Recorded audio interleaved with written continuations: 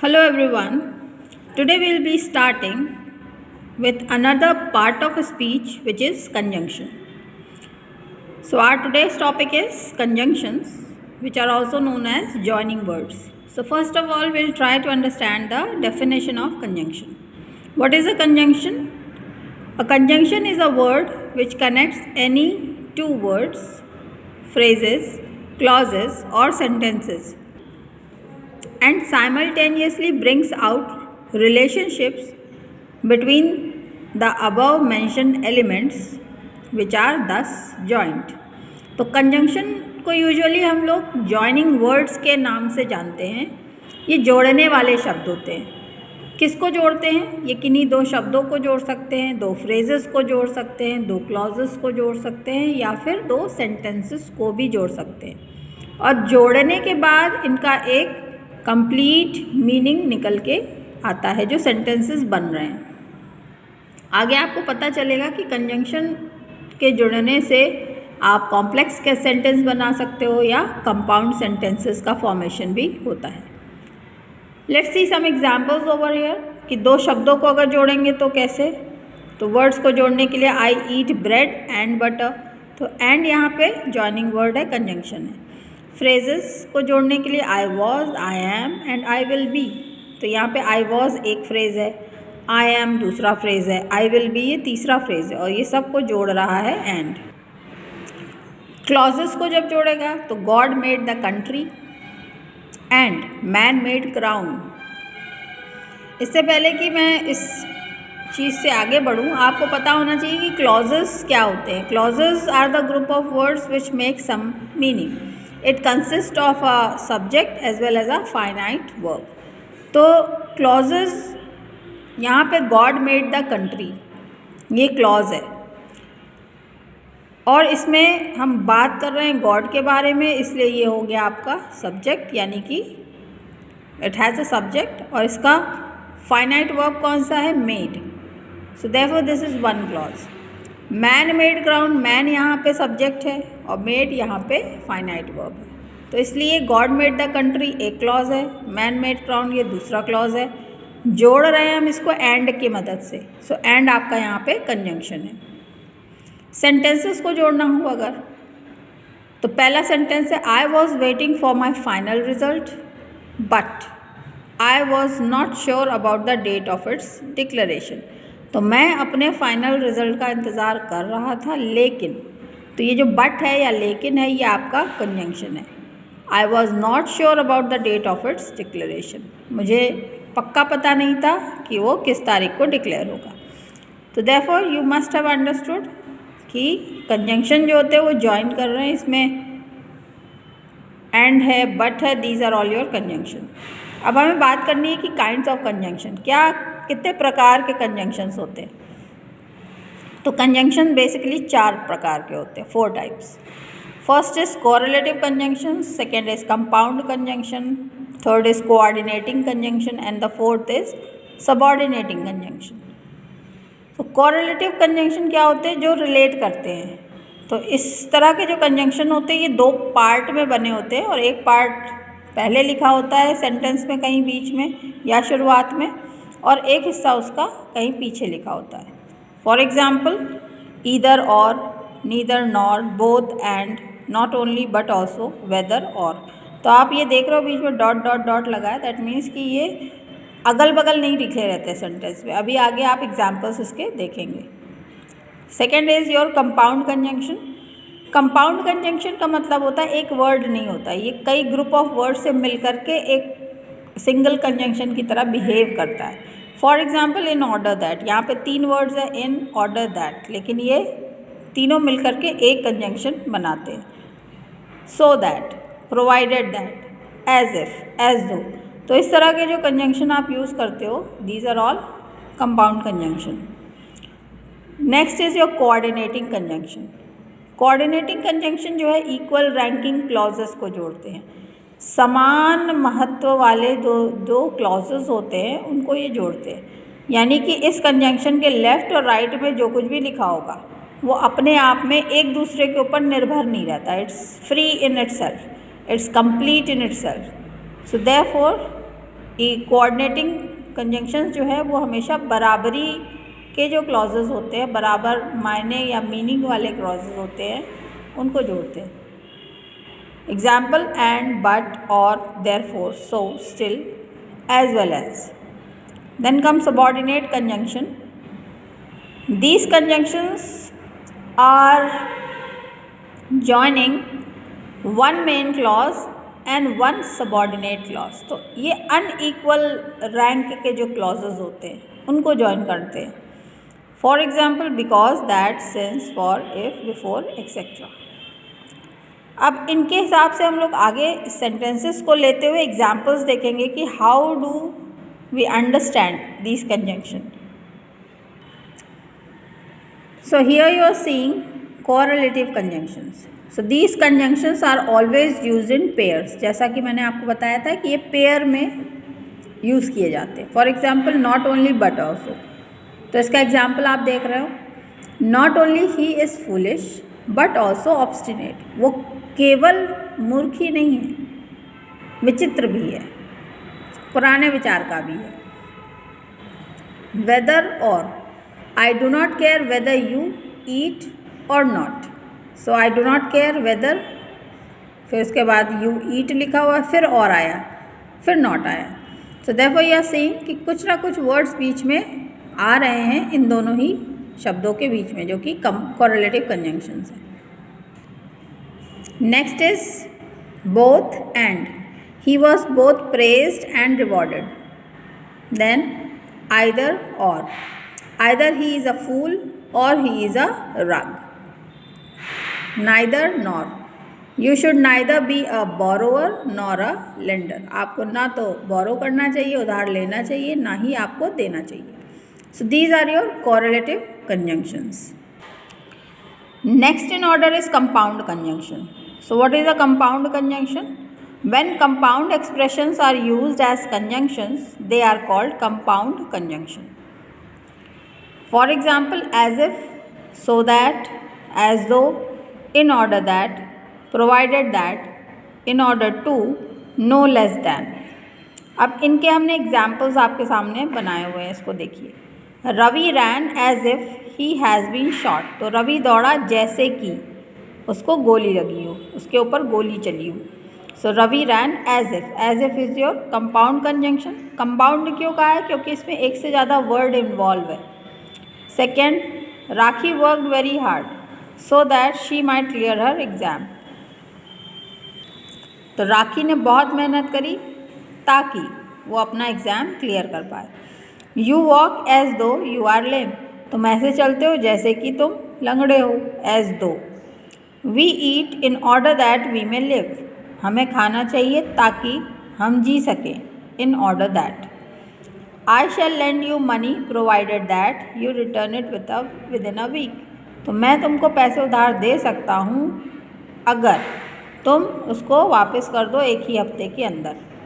So provided that, condition लगा रहा है।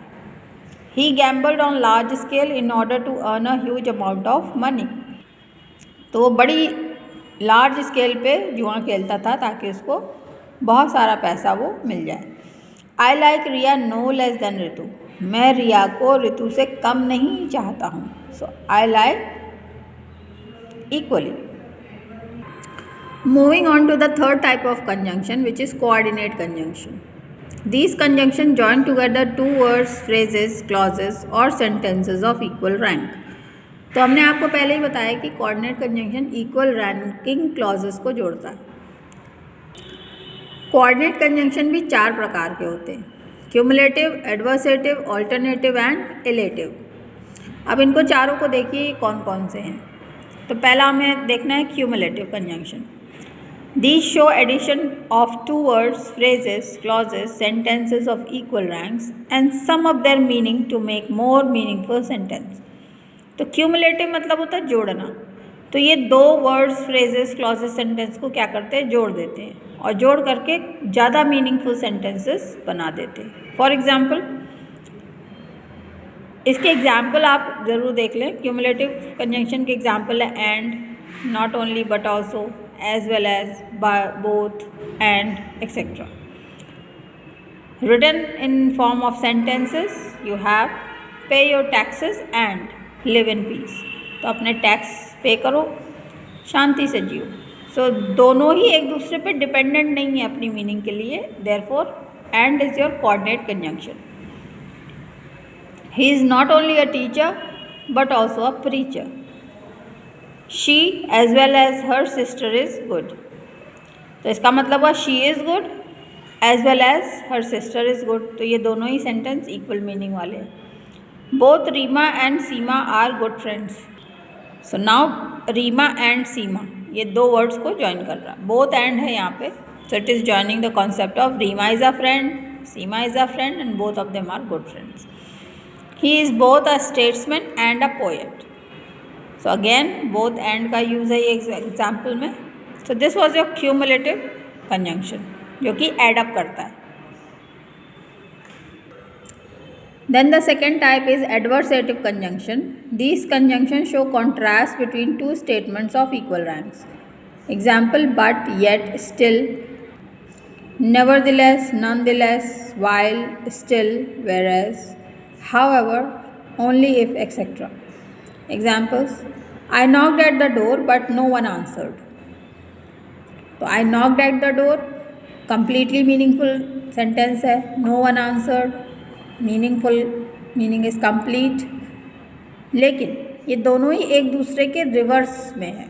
जैसे no one answered negative sentence है और I knocked at the door ये पॉजिटिव सेंटेंस है. तो दोनों ही एडवर्स नेचर के, उल्टे नेचर के. इसीलिए बट जो है एडवर्सेटिव कंजंक्शन है. तो आप ये कह सकते हैं कि ये कॉन्ट्रास्ट तो शो करता है, साथ ही ये जोड़ता है दो ऑपोजिट नेचर वाले सेंटेंसेस को. अगर एक प्लस होगा तो दूसरा नेगेटिव होगा. Ravi is very rich yet he is not satisfied. फिर आप देखिए रवि इज़ वेरी रिच ये पॉजिटिव सेंटेंस है. He is not satisfied negative word आ गया, ये नेगेटिव सेंटेंस है. इसीलिए येट जो है आपका एडवर्सेटिव कंजंक्शन है. और साथ ही साथ दोनों ही हिस्से एक दूसरे पे डिपेंडेंट नहीं है, इंडिपेंडेंट है, इक्वल रैंकिंग के. देयरफॉर ये कोऑर्डिनेट कंजंक्शन की कैटेगरी का है. All were against him, nevertheless he did not change his opinion. So all were against him एक बात हो गई, he did not change his opinion ये दूसरी बात हो गई. nevertheless आपका कंजंक्शन हो गया adversative conjunction. he is rich while his father is poor. तो he is rich while his father is poor. तो ये दोनों उल्टी बातें हैं. अगर पिता पुअर है तो बेटा अमीर कैसे हो सकता है, या बेटा अमीर है तो पिता गरीब कैसे होगा भला. So therefore while is your adversative coordinate conjunction. He worked very hard for his exams, still he failed. So still is your adversative, क्योंकि working hard अगर है तो फिर पास हो जाना चाहिए, लेकिन negative sentence आ रहा he failed. Therefore adversative coordinate conjunction. Rita is a bright student whereas Ravi is equally dull. तो एक bright है एक dull है, एक positive एक negative. I always dream of working abroad. However, I am not sure if I would say yes to such a proposal. अब जब आप सपना ही देख रहे हैं कि बाहर जाके रहेंगे, काम करेंगे, तो फिर हाँ या ना के बारे में सोचना ही नहीं चाहिए. तो हाँ ही होना चाहिए. लेकिन फिर अदर हाफ में कह रहे हैं कि I am not sure, negative हो गया ये. So however is your coordinate conjunction as well it is adverse in nature. The last sentence of this adversative conjunction is Rakhi would come to the party only she is invited. तो Rakhi party में तभी आएगी जब उसको invite किया जाएगा. तो this only if is your adversative coordinate conjunction. Now next comes the alternative conjunctions. These conjunctions express an alternative और चॉइस बिटवीन टू स्टेटमेंट्स और neither nor, either or, otherwise or else, etc. These are all examples of alternative conjunctions. So seeing the examples, Riya's mother must weep or she will suffer trauma. तो रिया की माँ को रोना चाहिए, नहीं तो उसको ट्रॉमा हो जाएगा. तो ये ऑल्टरनेटिव कंजंक्शन है. चॉइस बताता है ऑल्टरनेटिव कंजंक्शन कि या तो उसको रुलाओ नहीं तो वो शॉक में चली जाएगी. Hari has neither a pen nor a pencil. तो ना तो इसके पास पेन है ना इसके पास पेंसिल है. चॉइस. तो neither nor is your alternative conjunction. Either Manoj or his wife. तो either or again choice between Manoj and his wife is a alternative conjunction. Has taken your bag. You must work hard otherwise you may not make the rank. तो this is otherwise लगा है, otherwise alternative conjunction है, coordinate level का है, ये याद रखिएगा, क्योंकि इसी के सापेक्ष इसी की मीनिंग वाला एक होता है एल्स और else. So or else becomes your subordinate conjunction. Otherwise को हमेशा याद रखिएगा कि ये कोऑर्डिनेट कंजंक्शन है। Yasmin should file on an FIR or else she may be frame. तो यास्मीन को FIR फाइल करनी चाहिए, नहीं तो वो फ्रेम कर दी जाएगी। फ्रेम मतलब उसको फंसा दिया जाएगा। So there is a choice, hence alternative coordinate conjunction. Fourth and last category of coordinate conjunction is illative. Illative का मतलब होता है इन्फर करना। This conjunction show that one statement is inferred from the other therefore. तो इसमें इस तरह के कंजंक्शन ये शो करते हैं कि एक सेंटेंस दूसरे से निकला है या उससे डिराइव किया गया है। एग्जाम्पल है इसके therefore, so, consequently, for. Use as a sentence, my bike was punctured therefore I was late for school. तो मेरी बाइक पंचर थी, इसी फैक्ट से निकला है कि मैं लेट हो गया। Ritu did not work hard so she failed. तो Ritu did not work hard इसी तथ्य से निकला है कि she failed. Further moving on, the material used in building was not of standard quality. Consequently, the building collapsed. तो क्योंकि मटेरियल अच्छा नहीं था इसलिए बिल्डिंग कोलैप्स हो गई। तो दूसरा वाला फैक्ट पहले में से ही डिराइव किया गया है, इसीलिए वो इलेटिव कंजंक्शन है। You will pass for you work very hard. तो यू विल पास ये भी डिराइव किया गया है इस तथ्य से कि तुम बहुत मेहनत कर रहे हो। So these were your 4 types of coordinating conjunction. Moving on to the last category, that is subordinating conjunction. So what are subordinating conjunctions? These conjunctions join one clause to another clause on which it depends for conveying its complete meaning. One clause is therefore always a subordinate clause and it always starts with subordinate conjunction.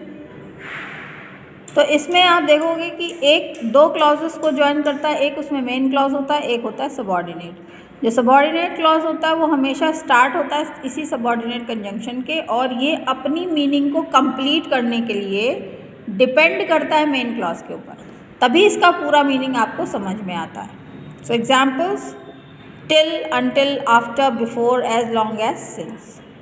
तो इसमें categories हैं बहुत सारी। पहले हम लेते हैं time.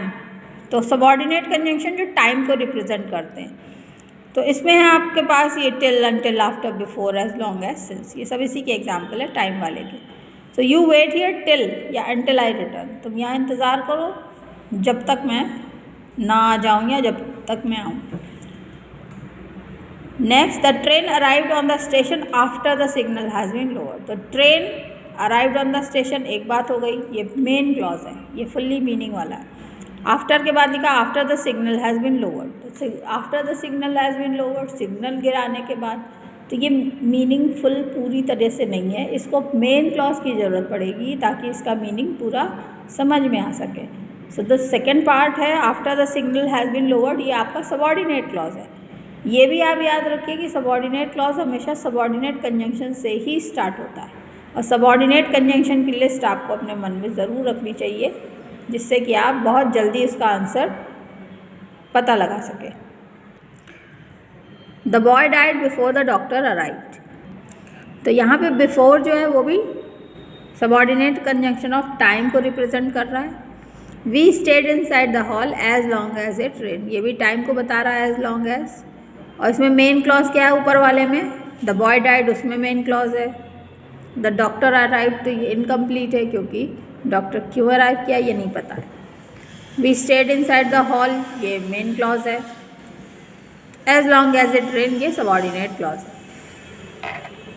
I have not heard from her since she left this place. तो I have not heard from her, ये तुम्हारा मेन क्लॉज है, और since she left this place is your subordinate clause. Since तुम्हारा सबऑर्डिनेट कंजंक्शन है। तो इसी example से आप लिस्ट बना सकते हो सबऑर्डिनेट कंजंक्शन की, जिसको आपको याद रखना है। Second type is subordinate conjunction of cause या रीज़न। इसके एग्जाम्पल है since, as, because. Himanshu shall give up his claim since Ravi is insisted on it. तो Himanshu shall give up his claim, ऐसा बोलो तो ये मेन क्लॉज है. Since Ravi insisted on it, ये सबॉर्डिनेट क्लॉज है. Let us go to bed, main clause. As it is midnight, subordinate clause. I love him because he is good. So I love him is the main clause, because he is good, your subordinate clause. As she was not there, I spoke to her mother. यहाँ पे as she was not there is your subordinate clause. I spoke to her mother, this is your main clause. इसको हमने कैसे किया, क्योंकि subordinate conjunction से ही subordinate clause की शुरुआत होती है, ये याद रखना आपको. Third one is the subordinate conjunction representing purpose. So the examples are so that, lest, in order that. When we make sentences, you should always speak the truth so that people may respect you. आपको हमेशा सच बोलना चाहिए ताकि लोग आपकी इज्जत करें. तो दोनों जो है, पहला वाला is your main clause and the second one is your subordinate clause, and so that is your subordinate conjunction. Ritu held my hand lest I should fall. तो Ritu held my hand, main clause. Lest I should fall is your subordinate clause. यही मैं बता रही थी कि lest lest जो होता है उसका मीनिंग भी वही होता है अदरवाइज जैसा. तो यहाँ पे अगर लेस्ट लिखा हो तो ये सबॉर्डिनेट क्लॉज है, जबकि अदरवाइज लिखा होगा तो मेन क्लॉज है. He works hard in order that he may become a successful businessman. So in order that, a phrase is there and you will have to find out. He works hard is your main clause, and in order that he may become a successful business, this becomes your dependent clause or the subordinate clause. Then comes the subordinate conjunction representing condition, if, as if, unless, provided, as if. ये सब आपके examples हैं. Hurry up if you want to be punctual. तो जल्दी करो अगर तुम्हें punctual होना है. तो यहाँ पे hurry up is your main clause. If you want to be punctual, this is your subordinate clause. I cannot trust him unless he gives it in writing. तो I cannot trust him, main clause. Unless he gives it in writing is your subordinate clause. I agree to these terms provided you agree to my. So I agree to these terms, this is your main clause, and the rest of the thing which is left in your sentence is your subordinate clause. Conjunction आप समझ रहे होंगे, जो underline दिख रहा है आपको, if, unless, provided, ये सब कंजंक्शन है. कौन से टाइप के कंडीशन लगा रहे हैं ये. He ran as if he has been chased by a dog. वो ऐसे दौड़ रहा है जैसे कि उसको कोई कुत्ता दौड़ा रहा हो. कंडीशन प्लेस कर रहा है. कॉन्सिक्वेंस या रिजल्ट ये नेक्स्ट है सबॉर्डिनेट कंजंक्शन का टाइप. एग्जाम्पल है that. Ramu was so tired that he could not work further. तो रामू इतना थक गया था कि उसका रिजल्ट क्या हुआ कि वो चल नहीं पा रहा था. The student made such a noise that nothing could be heard.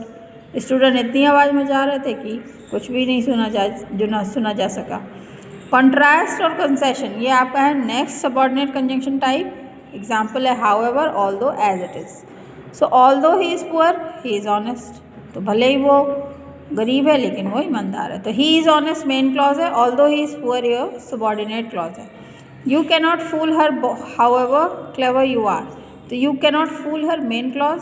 However clever you are is your subordinate clause. Hot as it is, this is subordinate clause. We must go out and play, main clause. So these are all your subordinate conjunctions and their examples in form of sentences. Next is however fast he may run, he cannot overtake me. So however fast he may run is your subordinate clause, and he cannot overtake me is your main clause. Next comes the subordinate conjunction representing comparison. Example is THAN. यहाँ पे THAN है, E नहीं है, ये याद रखिएगा. As clever as, positive degree, no less than is your another type. So he is more intelligent than you are. So than is comparing, than you are is your subordinate conjunction. He is more intelligent is your main clause. A house runs faster than a donkey. A horse runs faster than a donkey. So a horse runs faster is your main clause. Than a donkey is your subordinate clause. Rita is as clever as Rama is. So Rita है complete meaning main clause. As clever as Roma is. This is your subordinate clause. He likes me no less than you. So he likes me main clause. No less than you is subordinate clause. Then you have the subordinate conjunction of extent or manner.